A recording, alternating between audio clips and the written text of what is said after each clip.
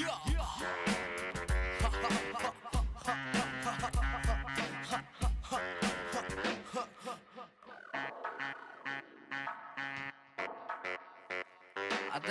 think I see where we're going with this one, E. Hey.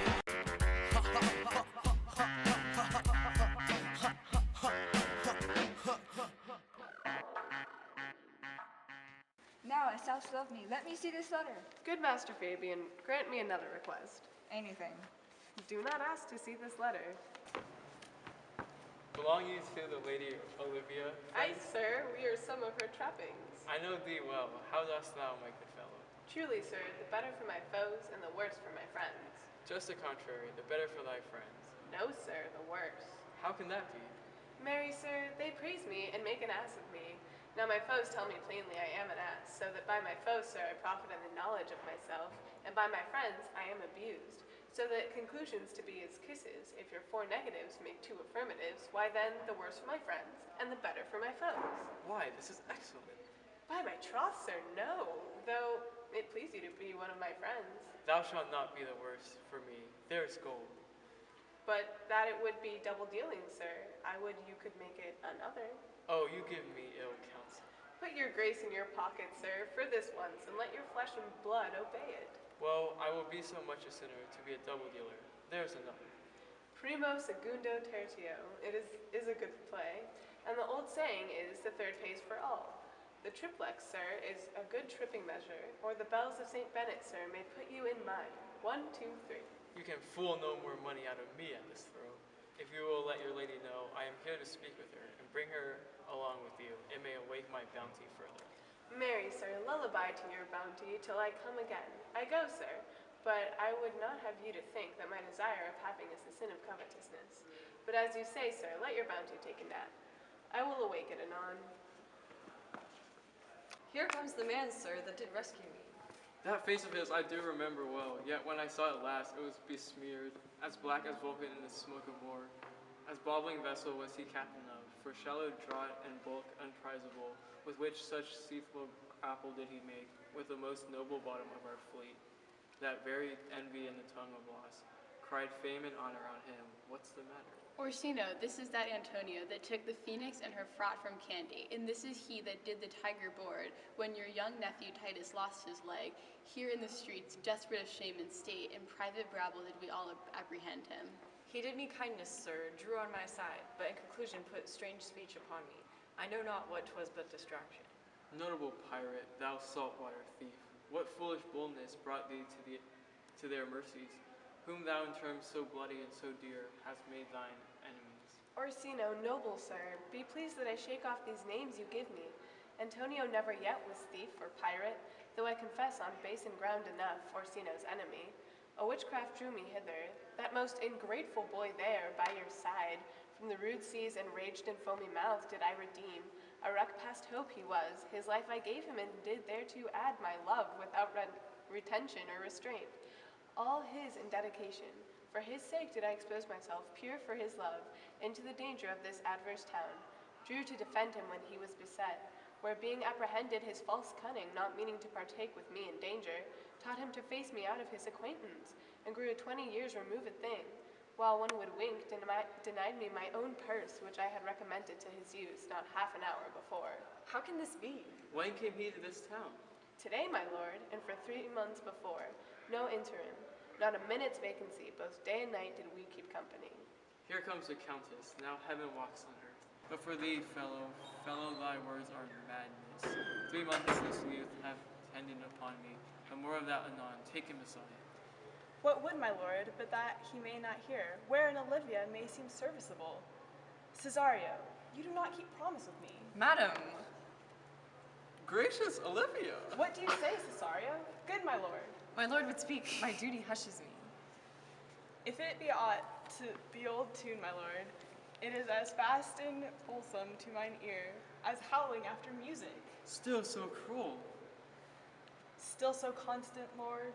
What to perverseness, you uncivil lady, to whose ingrate and unauspicious altars my soul the faithful's offerings hath breathed out, that ever devotion tendered, what shall I do? Even if it please my lord, that shall become him. Why should I not? Had I the heart to do it, like to the Egyptian thief at point of death, kill what I love. A savage jealousy that sometimes savors nobly. But hear me this, since you are to non-regardance, cast my faith, and that I partly know the instrument that screws me from my true place in your favor. Live you the marble-breasted tyrant still, but this your minion, whom I know you love, and whom by heaven I swear I tender dearly, him will I tear out of that cruel eye, where he sits crowned in his master's spite. Come, boy, with me, my thoughts are ripe in mischief. I'll sacrifice the lamb that I do love, despite a raven's heart within the dove. And I most jocund, apt and willingly, to do you rest 1,000 deaths would die. Where goes Cesario? After him I love, more than I love these eyes, more than my life, more by all mores than ever I shall love wife. If I do feign you witnesses above, punish my life for tainting of my love. I, me detested, how I am beguiled. Who does beguile you? Who does do you wrong? Hast thou forgot thyself? Is it so long? Call forth thy holy father. Come away. Whither, my lord? Cesario, husband, stay. Husband! Aye, husband, can that be denied? Her husband, Sirrah. No, my lord, not I. Alas, it is the baseness of thy fear that makes thee strangle thy propriety. Fear not, Cesario. Take thy fortunes up. Be that thou knowest thou art, and thou that art as great as that thou fearest. Oh, welcome, Father. Father, I charge thee, by thy reverence, here to unfold, though lately was intended, to keep in darkness what occasion occur, reveals before the ripe what thou dost know, hath newly passed between this youth and me. A contract of eternal bond of love, confirmed by mutual joinder of your hands, attested by the holy close of lips, strengthened by interchangement of your rings, and all the ceremony of this compact, sealed in my function, but my testimony, since when my watch hath told me, toward my grave I have traveled but 2 hours. O thou dissembling cub, what wilt thou be, when time hath sowed a grizzle on thy case? Or will not else thy crafts so quickly grow, that thine own trip shall be thine overthrow? Farewell and take her, but direct thy feet, where thou and I henceforth may never meet. My lord, I do protest. Oh, do not swear, and hold thy faith, though thou hast too much to fear. For thy love of God, a surgeon, send one presently to Sir Toby. What's the matter? He has broke my head across and has given Sir Toby a bloody coxcomb too. For the love of God, your help, I had rather than 40 pounds I were at home. Who has done this, Sir Andrew? The Count's gentleman, one Cesario. We took him for a coward, but he's the very devil incarnate. My gentleman, Cesario. Odds lifelings, here he is. You broke my head for nothing, and that I did. I was set to do it by Sir Toby. Why do you speak to me? I never hurt you. You drew your sword upon me without cause, but I bespoke you fair and hurt you not. If a bloody coxcomb could be hurt, you have hurt me. I think you said nothing by a bloody coxcomb. Sir Toby halting, you shall hear more, but if he had not been in drink, he would have tickled you other gates than he did. How now, gentlemen? How is it with you? That's all one has hurt me. And there's the end of it, Sot. Did see Dick Surgeon, Sot? Oh, he's drunk, Sir Toby, an hour agone. His eyes were set at 8 in the morning. Then he's a rogue and a pretty measure's pain. I hate a drunken rogue. Away with him! Who hath made this havoc with them? I'll help you, Sir Toby, because we'll be dressed together. Will you help an asshead and coxcomb and knave and thin-faced knave a goal? Cast him to bed, and let his hurt he looked in. I am sorry, madam. I have hurt your kinsman, but had it been the brother of my blood, I must have done no less with wit and safety. You throw strange regard upon me, and by that I do perceive it hath offended you. Pardon me, sweet one, even for the vows we made each other but so long ago. One face, one voice, one habit, and two persons, a natural perspective, but that is and is not. My dear Antonio, how have the hours racked and tortured me since I have lost thee? And Sebastian, are you? Fearest thou that, Antonio? How have you made division of yourself? An apple cleft in two is not more twin than these two creatures. Which is Sebastian? Most wonderful. Do I stand here? I never had a brother, nor can there be that deity in my nature of here and everywhere. I had a sister whom the blind waves and surges have devoured. Of charity, what kin are you to me? What countryman? What name? What parentage? Of Messalene, Sebastian was my father. Such a Sebastian was my brother too.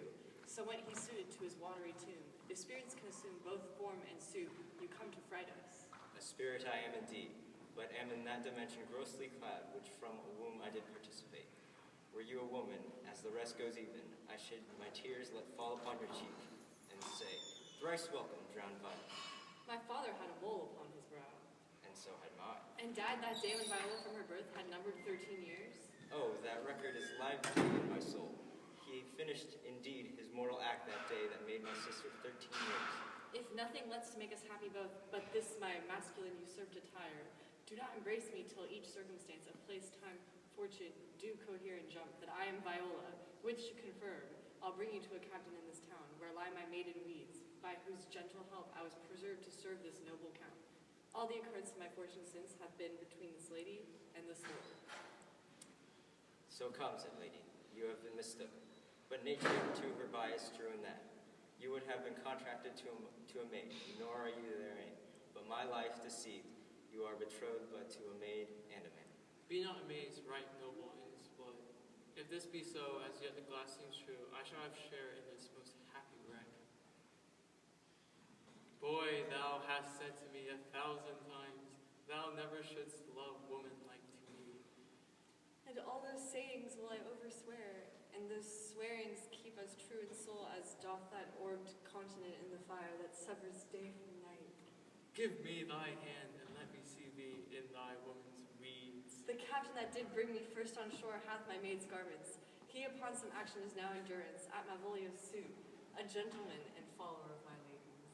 He shall enlarge him. Fetch Malvolio hither, and yet, alas, now I remember me. They say, poor gentleman, he's much distract. A most extracting frenzy of mine own, from my remembrance, clearly banished his. How does he, sirrah? Truly, madam, he holds Beelzebub at the stave's end, as well as a man in his case may do. Has here writ a letter to you. I should have given it to you today morning, but as a madman's epistles are no gospels, so it skills not much when they are delivered. Open it and read it. Truly, madam, look then to be well edified when the fool delivers the madman. By the Lord, madam. How now? Art thou mad? No, madam, I do but read madness. On your ladyship will have it as it ought to be. You must allow, Fox. Prithee, read it thy right wits. So I do, Madonna, but to read his right wits is to read thus. Therefore, perpend, my princess, and give ear. Read it you, sirrah. By the Lord, madam, you wrong me, and the world shall know it. Though you have put me into darkness, and given your drunken cousin rule over me, yet have I the benefit of my senses, as well as your ladyship. I have your own letter that induced me to the semblance I put on, with the which I doubt not, but to do myself much right, or you much shame. Think of me as you please. I leave my duty a little unthought of, and speak out of my injury, the madly used Malvolio. Did he write this? Aye, madam. See him delivered, father. Bring him hither, Fabian. See him delivered, Fabian. Bring him hither. My lord, so please you, these things further thought on. To think me as well a sister as a wife, one day shall crown the alliance on it. So please you, here at my house and at my proper cost. Madam, I am most apt to embrace your offering. Your master quits you, and for your service done him so much against the mettle of your sex, so far beneath your soft and tender breeding, and since you called me master for so long, here is my hand. You shall from this time be your master's mistress. A sister! You are she. Is this the madman? Aye, my lord, the same. How now, Malvolio? Madam, you have done me wrong, notorious wrong. Have I, Malvolio? No. Lady, you have, pray you, peruse that letter. You must not now deny it is in your hands. Write from it, if you can, in hand or phrase, say 'tis not your seal, nor your invention. You can say none of this. Well, grant it then, and tell me in modesty of honor, why you have given me such clear lights of favor, bade me come smiling and cross-gartered to you, to put on yellow stockings and to frown upon Sir Toby and the lighter people, and acting in this obedient hope, why have you suffered me to be imprisoned, kept in a dark house, visited by the priest, and kept most notorious geek and gull that ever invention played on? Tell me why. Alas, Malvolio, this is not my writing, though I confess, much like the character, but out of question, 'tis Mariah's hand. And now I do bethink me, it was she. First told me thou was mad, thou canst in smiling, and in such forms which here were presupposed upon thee in the letter. Prithee, be content. This practice hath most shrewdly passed upon thee, but when we know the grounds and authors of it, thou shalt be both the plaintiff and the judge of thine own cause. Good madam, hear me speak, and let no quarrel nor no brawl to come taint the condition of this present hour, which I have wondered at. In hope it shall not, thus freely I consult myself and Toby, set this device against Malvolio here. Upon some stubborn and uncourteous parts we have conceived against it. Maria writ the letter at Sir Toby's great importance, in recompense whereof he hath married her, may rather pluck on laughter than revenge, if that the injuries be justly weighed that have on both sides. Alas, what fool, how would have baffled thee? Why, some are born great, some achieve greatness, and some have greatness thrown upon them. I was one, sir, in this interlude, one Sir Topaz, sir, but that's all one. By the Lord Fool, I am not mad. But do you remember? Madam, why laugh you at such a barren rascal, and you smile not, he's gagged, and thus the whirligig of time brings in his revenges. I'll be revenged on the whole pack of you. He hath been most notoriously abused. Pursue him and entreat him to a peace. He hath and told us of the captain yet. When that is known in golden time convinced, a solemn combination shall be made of our dear souls. Meantime, sweet sister, we will not part from hence. Cesario, come, for so you shall be while you are a man. But when in other habits you are seen, Orsino's mistress and his fancy's queen.